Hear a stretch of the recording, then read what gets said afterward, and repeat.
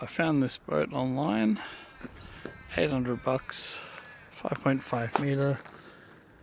They said the motor works, but it's been a very long time since anyone tried. And he already started the repairs by grinding the shit out of it. So far, I've started patching them up. It's almost impossible to match the off-white colour, but anything's better than a hole.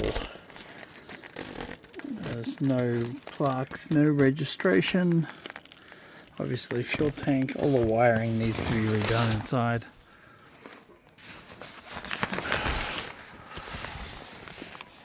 The cabin's not in great shape. The window's missing off the top.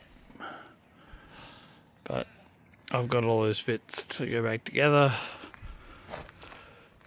Then just gotta get it registered. Once it's seaworthy, a trailer could probably do with a sandblast or something. Replaced the winch already, but you can't really see it at the back, it's slightly fallen off.